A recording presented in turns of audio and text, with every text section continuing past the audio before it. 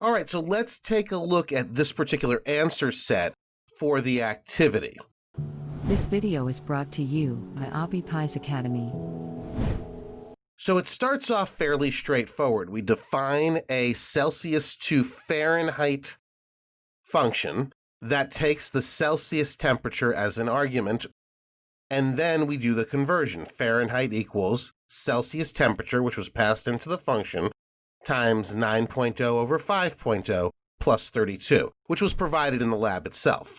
We then return the Fahrenheit value. We do the opposite with Fahrenheit to Celsius. We take the Fahrenheit temperature as an argument, and then we calculate the Celsius temperature using Fahrenheit temperature minus 32 times 5.0 over 9.0. Notice, because we're using floating point numbers, all the numbers in both formulas have a 0.0. We want to make sure that Python knows we want floating point numbers. The show menu function I also gave you as part of the lab. All it does is print out the actual menu with options A, B, and X. We then call show menu so we can show the user the actual menu with options A, B, and X, and then we ask for the option. Because I'm using Python 2.7, I use raw input, and we simply query the user with option colon. The user then knows to enter A, B, or X. Now this is where it gets a little more complicated. Now X is exit, so we're saying here this loop should run while option, which is what the user entered, is not equal to X. As soon as the user enters X, this is false. We exit the loop, and by extension, exit the program, because there's no more code to run. But until the user enters the option capital X, we're going to keep running the code I've just highlighted over and over again. So this is how we keep the user within the menuing system and don't let them exit the program until they're ready. And we have a nice, graceful exit.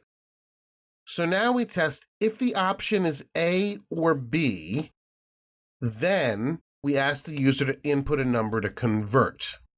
So if the option's A or B, which are the correct options, we say input number to convert and assign that to value. So that's going to be the temperature that we're going to convert from Celsius to Fahrenheit or Fahrenheit to Celsius. Now to test which way we're going with the conversion, we then ask, okay, is the option A?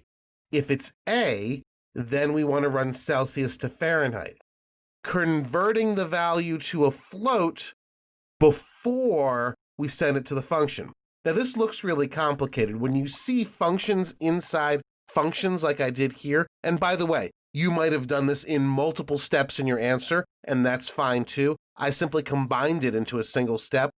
You start in the innermost parentheses. So first, we convert the value, which was input by the user, to a float using the float function. We then send that converted value to Celsius to Fahrenheit. So it's converted to a float and then sent to the Celsius to Fahrenheit function, where it's assigned to Celsius temperature. The conversion takes place and it's returned. So then that returned value, which is now converted, is printed.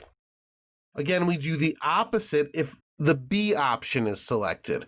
We send the value, which is converted to a float first, to Fahrenheit to Celsius. We get the converted value and print it. Now remember, we had an if statement right here that said, okay, if the option is A or B. Now if the user puts X, we exit, but if the user puts something other than A, B, or X, we want to print, please enter a valid option.